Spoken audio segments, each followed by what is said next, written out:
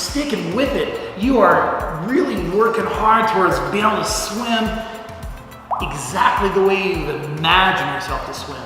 I hope that you've gone from feeling worried about the water to being very relaxed and you're enjoying the water. One thing that I want to work on is floating. Floating is super important, and it's a skill that most people, even if they can swim, can't do. So floating is actually just like treading water, very dependent upon your breath control. The more controlled you're breathing, the easier it is to float. So what does that mean?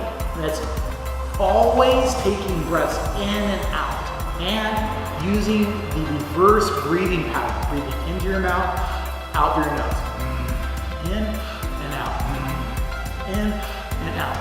Why do I make that noise? I'm not snoring. I am making that noise because it helps to be conscious about blowing air out of your nose. That will prevent water from going in your nose, and it will keep water out of your mouth because you have to close your mouth to even make a noise like that. If you hum,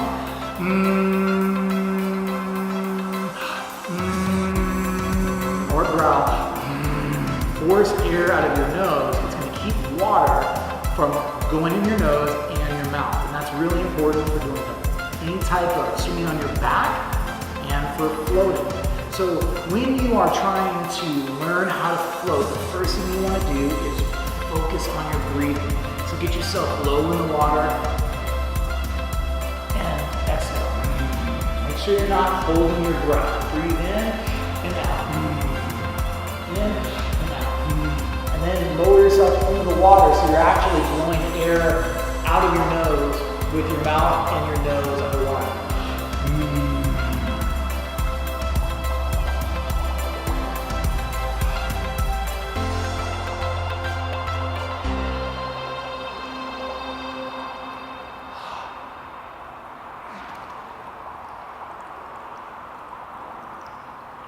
Master the breathing before you are going to try to float. Now, to do floating, you want to make sure that you give yourself a sense of security as you're getting into the right position. So the best way that I have found to get into the back position is using a kickboard, holding it to your chest. Now, one thing I want to talk about is when you get on your back, you can feel very stuck. Because once you get to your back, you're going to want to sit up to get off of your back position.